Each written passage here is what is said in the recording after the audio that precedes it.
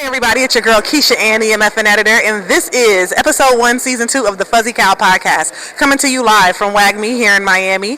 This podcast is brought to you by Octant. A Bitcoin maxi city is what Miami is, and there are a ton of great projects and great people building on chain. Come follow us inside as we learn more about what's going on and why they're here at WAGMI.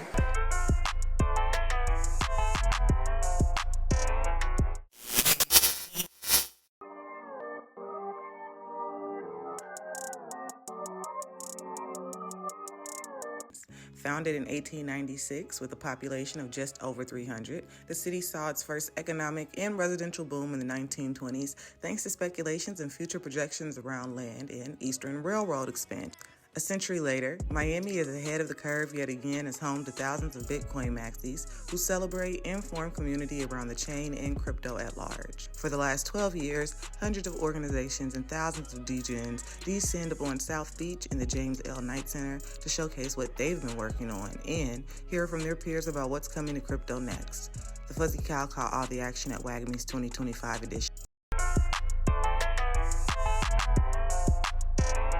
The conference floor is always a vibe, and where you meet the sector's real movers and shakers. We chopped it up with some of the Bitcoin ecosystem's best and brightest. The Blockchain Legal Institute is primarily focused on research and things that sort of impact the world from the legal side of crypto. However, we don't give legal advice or financial advice. We're more on the research side. So this conference is really great to network and learn more about blockchain and the technology that's evolving, and so that's why I wanted to be here.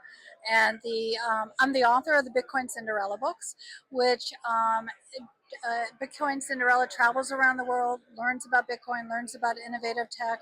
And so the whole purpose is integrating science technology into a fairy tale. So it kind of is easy reading for adults and youth to understand the technology. There's always a lot of focus on adoption from the adult standpoint, right? I mean, obviously we're the ones that have funds right now. We're the ones with operating bank accounts. But where do you see us going in the future? How important do you think it is for the youth to kind of be galvanized towards blockchain and towards the sector?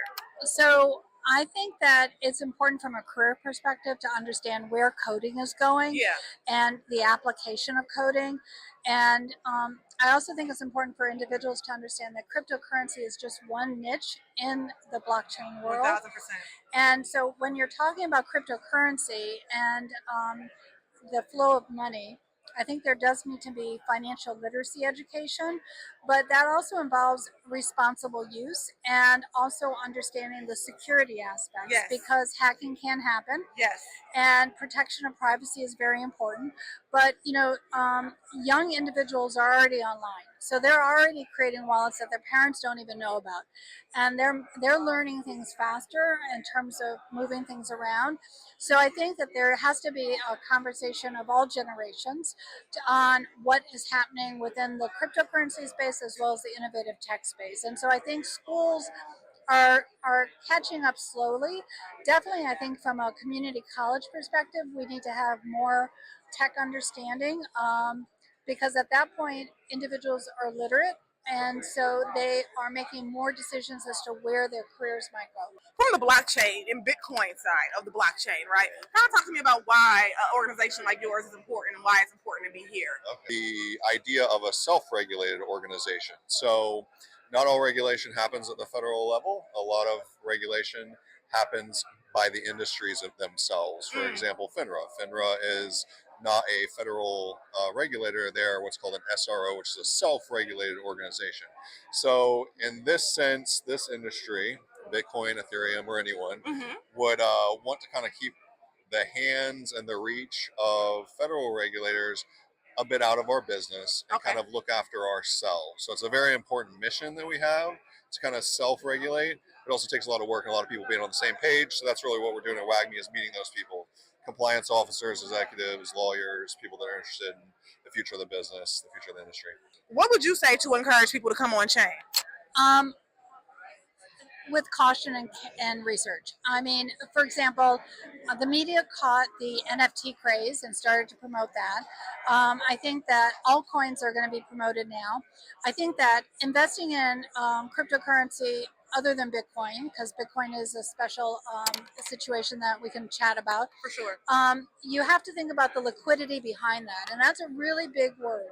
So just because someone creates a token doesn't mean it's going to last forever, and it also means that your money could be lost.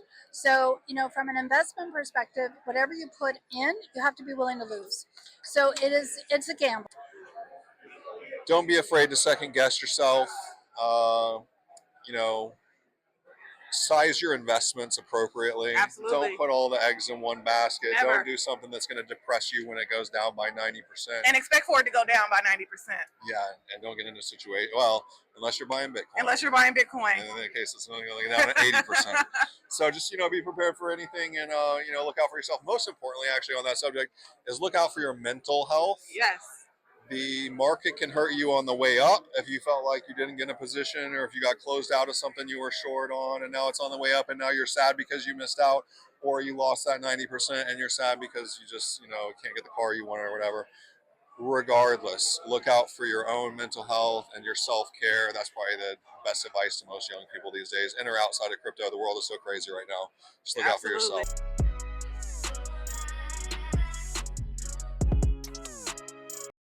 All right, everybody. Again, this is Keisha Ann, the MFN editor with the Fuzzy Cow podcast, and right now we're here with Wayne, founder of Theo Protocol. Not a founder, but I do run the growth side of the business. Okay, well that's very important. Yeah. So, growth manager, growth development leader, important in our industry nonetheless. Yeah. Kind of talk to me about Theo Protocol. Why you think that human addresses, wallet addresses, are important? Well, we've got to simplify the user experience, and that's just one way to do it. The current process where you have to copy and paste wallet addresses, you make mistakes. There's also something called address poisoning that happens a lot, where people rely on their address history, and that can get poisoned by people that just drop minuscule amounts of crypto. Yeah. And so all these things that cause users to have a negative experience, lose their funds, too complicated, don't want to trust it. Like every adoption cycle in technology, you've got to simplify the process. And so this is just one way. People are used to sending emails. So when I can send crypto as easily and safely as sending an email, then I know I'm onto something, and we can bring on more users. The people that are like, it's too complicated, I'm not even going to touch it right now, I don't even understand it. Yeah. We've got to simplify that. So all we do is created a protocol that's interoperable with all blockchain networks. So it doesn't matter what asset you're trying to send.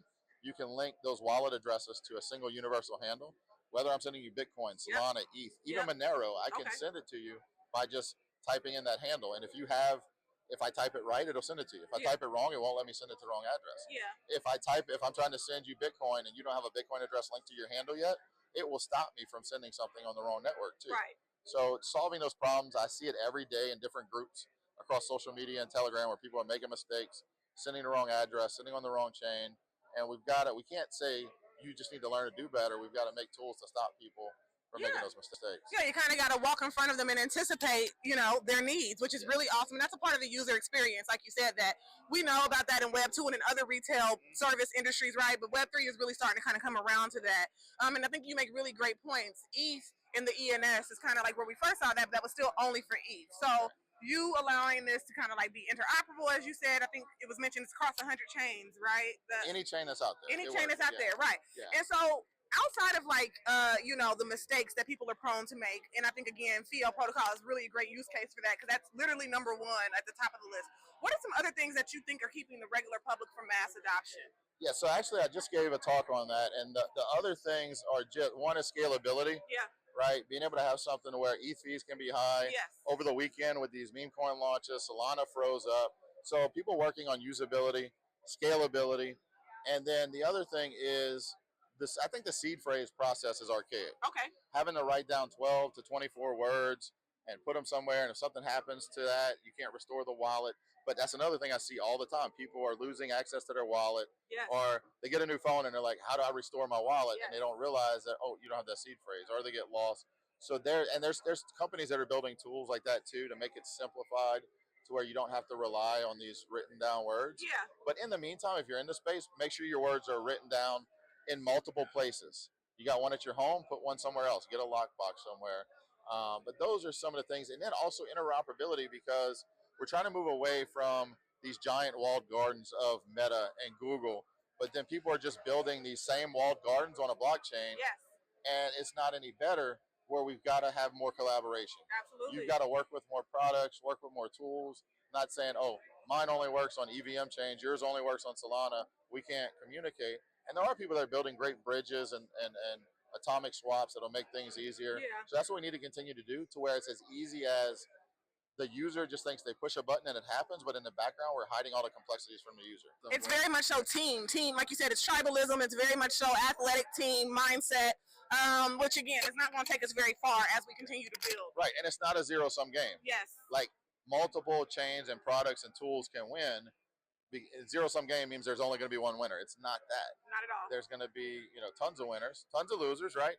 We've seen, but just like companies, I've seen great crypto projects and blockchain ecosystems that were just maybe too early and they failed. Yeah. And so it's a combination of community and it's a combination of making the tools simple. Yep. And that's what's going to grow it, because you do need a community. And I always say, and I'm glad you're doing what you're doing, because there's only so many people already in crypto. Right. If we want to expand to more user adoption, we've got to teach people the basics and stop staying in this ecosystem or echo chamber, should I say, of we're in crypto. We're only talking to other people in crypto. The silos got to end. There's more people that aren't in this space, aren't using this technology than are. So we need to educate them on the basics. A quick break from Octant. Visit www.octant.app. My name is Pascal Michelle. I'm part of the Satoshi is Black team. That means we're part of Black Blockchain Labs. I've been part of this organization for the last 10 years, and we're really about making sure our community is educated about emerging technology, particularly blockchain, crypto, Bitcoin, and understanding like the big picture. If you know or understand technology, you understand that, we're really at an early adopter stage. This is still early in the process, that the community can be a part of this. They can go along for the ride. As for Satoshi is Black, the folklore around that is that Satoshi is the person who started blockchain. And the premise behind blockchain, at least the white paper, was for social good. And so because it was a social good, we believe that Satoshi was kind of like a code name to trick people into not knowing the identity of the person. But the social good aspect means that it's probably a Black person and it's probably a woman. So we like to play on the fact that we believe Satoshi is a Black woman, right?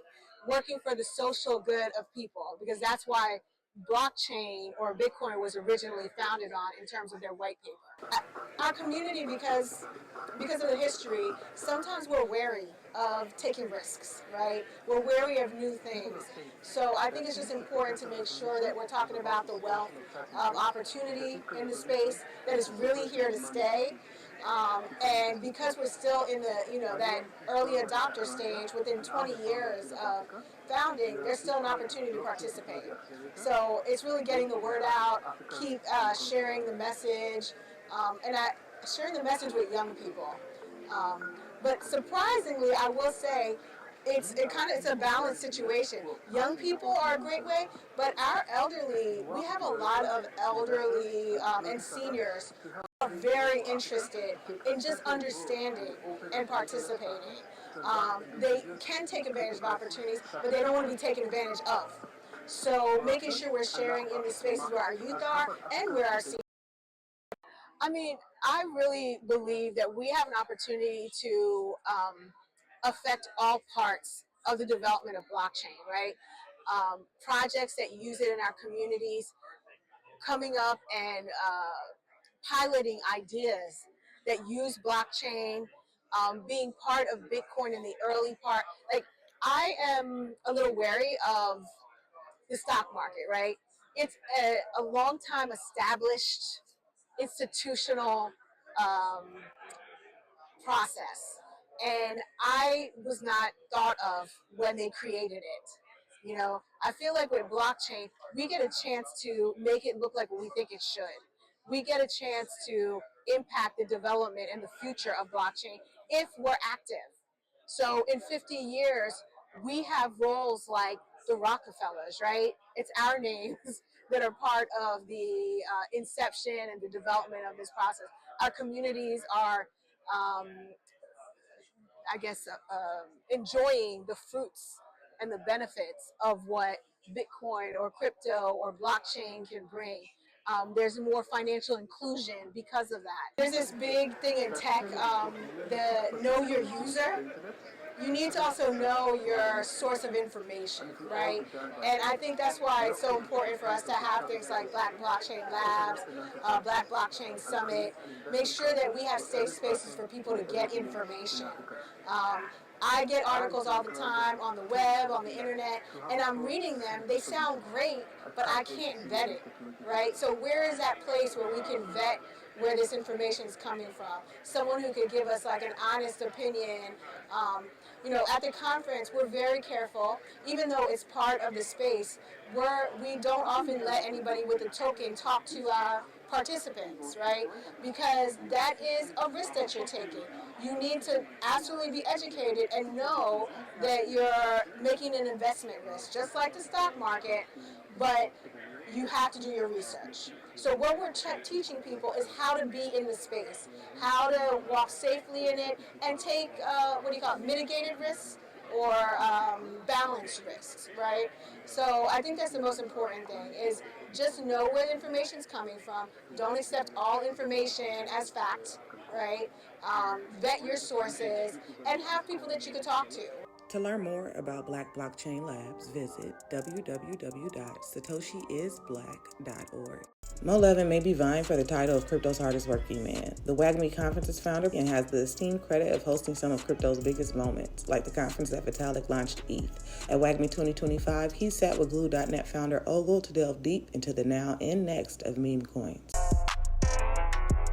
Ogle, please introduce yourself and what we're going to talk about today. Yeah, so my name is Ogle.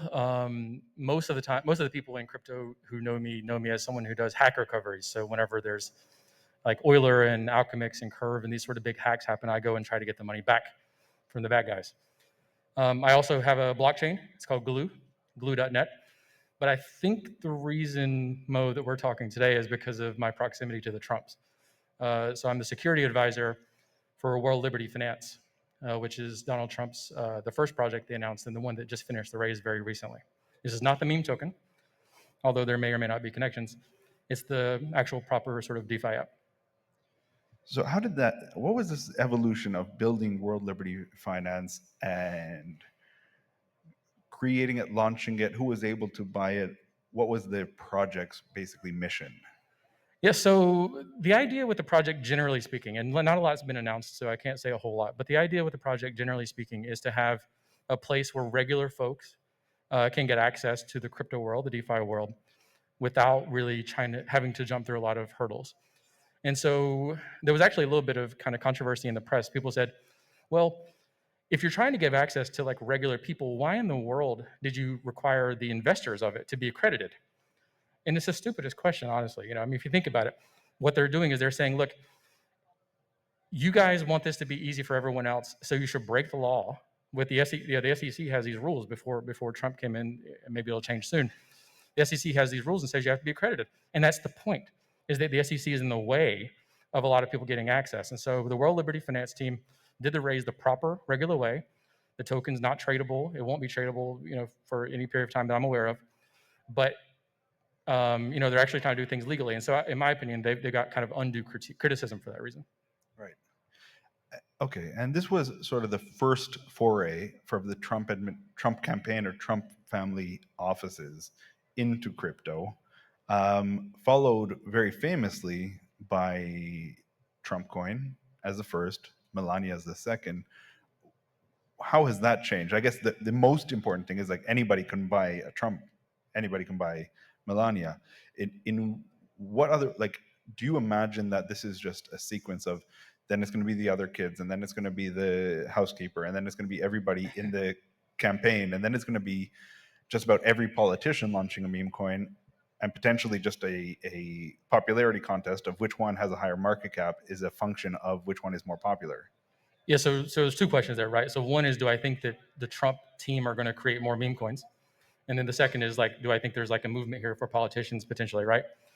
And but so, go ahead. The first thing, I guess, and would it change now that he's in the office? Before he launched, he wasn't in office. Right. And I think that's the point. And that will be my answer is, based on what I don't know or what I do know, there is a thing called the emoluments clause that the president usually has to abide by, which is to say they can't really do a lot of things that directly enrich themselves because of their office, right? And so I'm not saying this is the position of the president, but I'm saying that if I were in the president's shoes, I would find it perfectly okay to launch things before I become president.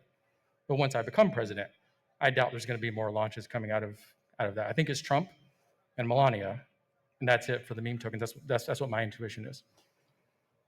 I don't know enough. Does that emolument clause apply to the family members as well? So it's questionable. So because otherwise you could say, look, Mo, you're going to be the 0.5% founding member, and you go do all the work. I'm going to take 99.5, and I'm not the one doing the work, so I can get around it. It's complicated. I'm not a lawyer. I'm definitely not a scholar in that sense. But from what I remember from previous debates when Trump was in office, and what I've read up on somewhat recently, I just think it's very unlikely that there's going to be more than Trump and Melania. Now, in terms of the other question, which is, do I think that politicians can use this as a way to make money? Yes, I think very clearly is the case. I don't think that's, clearly that's not how Trump did it. He was already in office by the time these came out, or he was already voted in by the time these came out.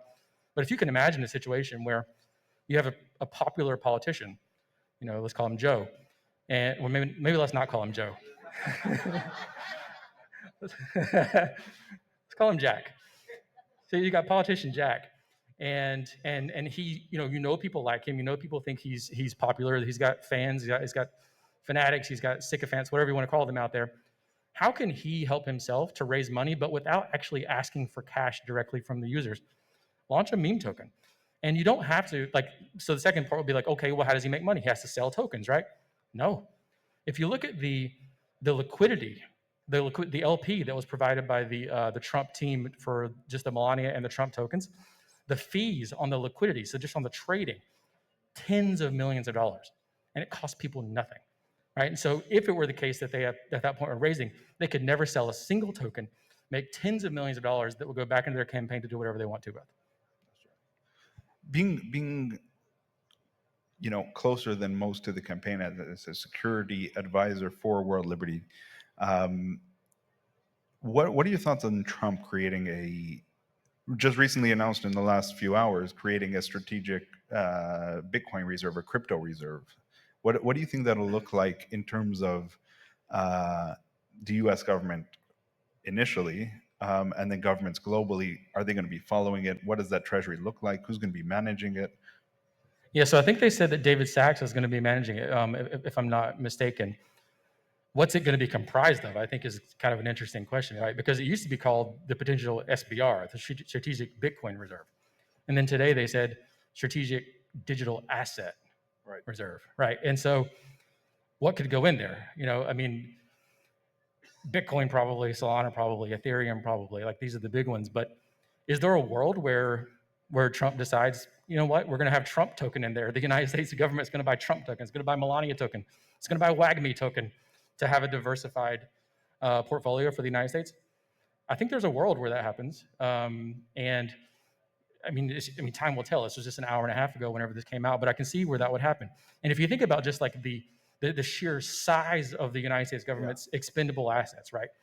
What we all have in this room, even the wealthiest among us, all combined, is the smallest possible fraction you can imagine of the amount of money that the United States government forgets about every day, right? And so if you think about that, and they go into these assets, WAGMI, whatever else, it could be really meaningful. We could be at the very beginning right now.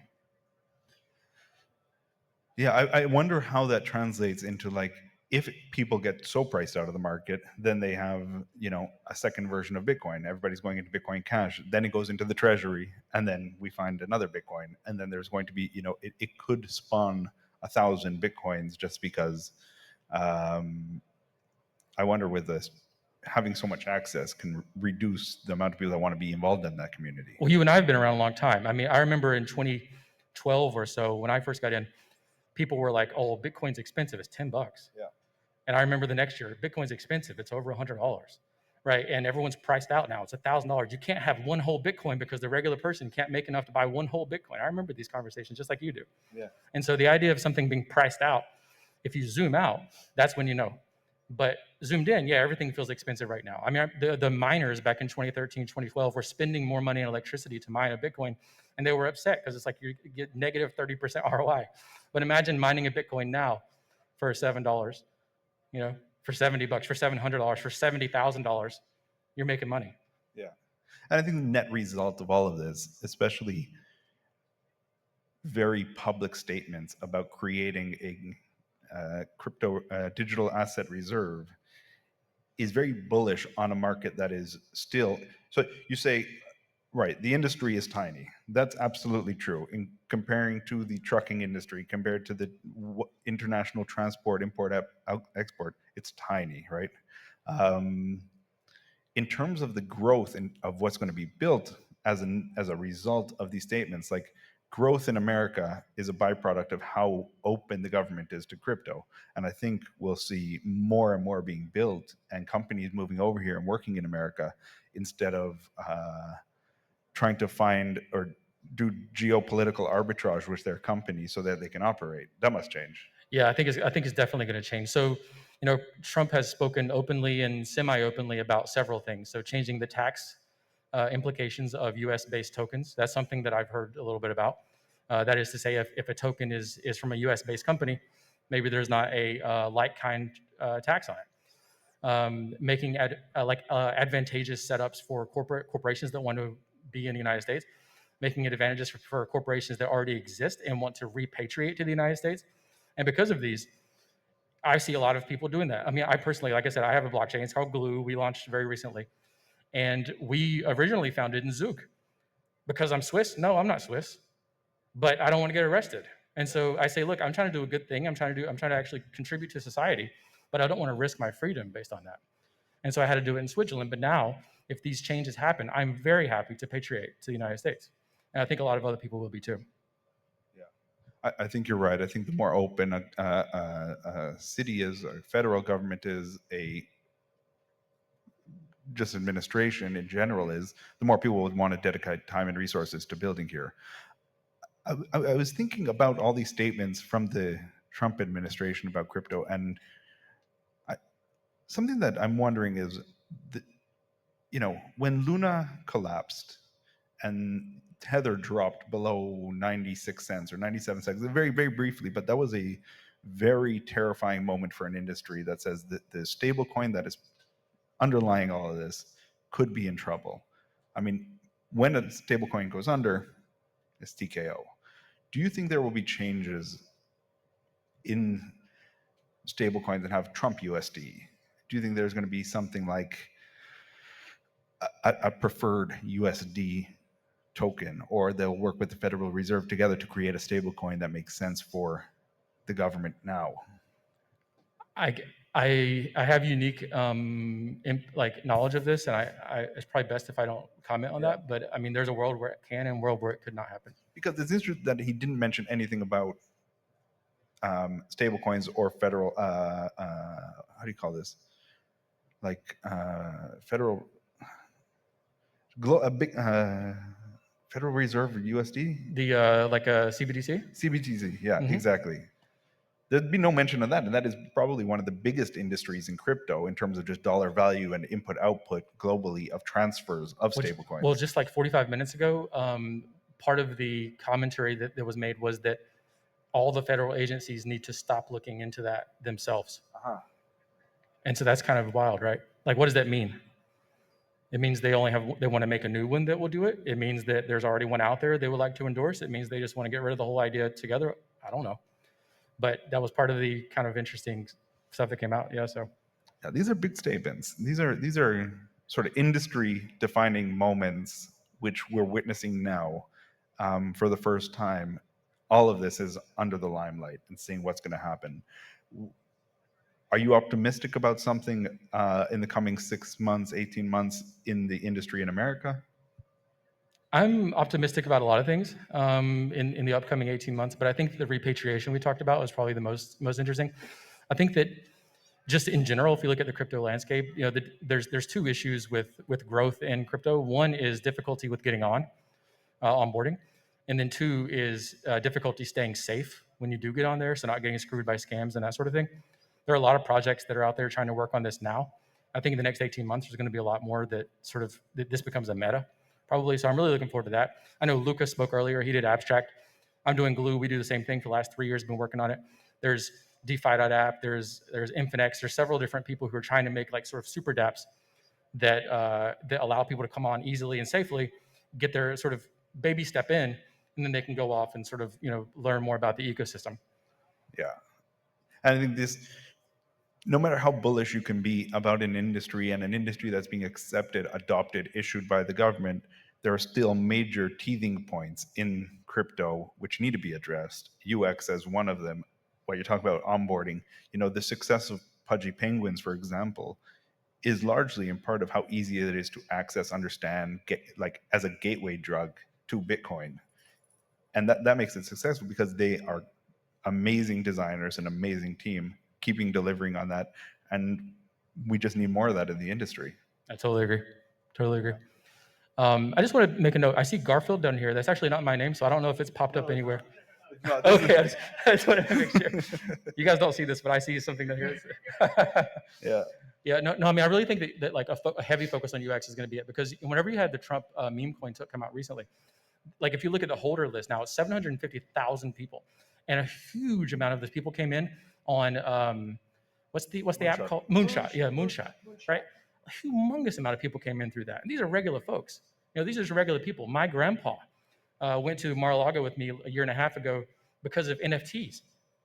Does he know what the word NFT means? No, he has no idea. But it was easy to get, interesting to him because he's a Trump fan. He's in, right? And so I think that going forward, a lot of these like focuses on like visuals, focuses on UX, ease of use, takes 5 clicks and you're already inside of it. And not only that, but the keys and so forth are not held by someone else, right? That's key, because then you get rid of issues like Mashinsky's and the issues that we've run into the past couple of years where people lose their money. And so I think that as long as we keep it secure and we get the UX kind of up to par, it's going to be bananas couple of years. I think it will be bananas. But Ogo, thank you so much for joining me on stage here. Happy to. Thanks, Mo. To learn more about Miami Blockchain Week, scan the QR code below.